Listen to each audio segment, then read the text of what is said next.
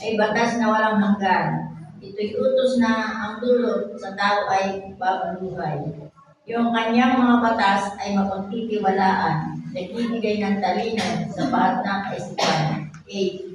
Ang tuntunin ibinigay ni Yahweh ay gustong utos.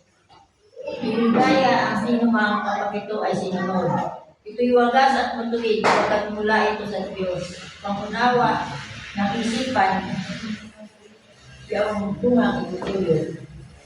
Tunay nga po na ang batas ng Panginoon ay walang hangganan, ito ay matuwid. Amen. At pagkasunod na, ang batas ng Panginoon ay ating mapagtitiwalaan dahil ang batas niya ay hindi gaya ng batas ng pamahalaan na may pinipiligan. Ang batas ng Panginoon ay bantay.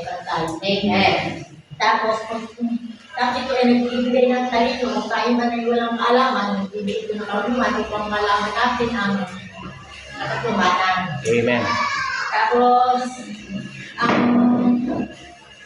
tuntunin ng ibigay, ang utos ng Panginoon ay nagbibigay, ang sino mong sumunod sa utos ng Panginoon ay nagbibigay ng kaligayahan. Dahil nga, pag tayo nasa Panginoon, tayo may kapayapaan, kahit may mga dumating na unos, hindi tayo natatakot tayo. Alam natin na kasama ang Panginoon. Amen.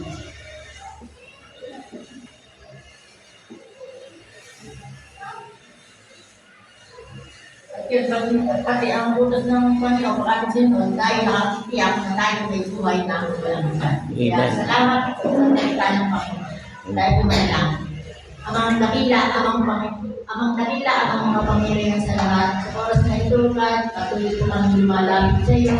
Humihingi po kami ng kapatawaran kung kami po ay nagkakamali at nagkukulang. Salamat po, Panginoon.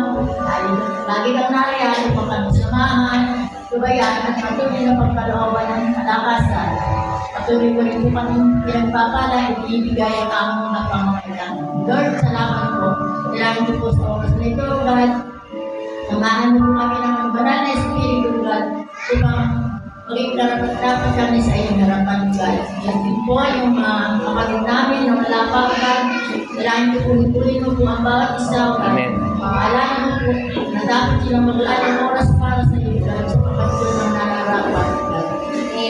Salamat ko rin po, Panginoon, ang mga kaigagapanan, wala po sa pagpapaawit, hanggang sa pagpapahayan ng mga banal na salita, o God, nawa.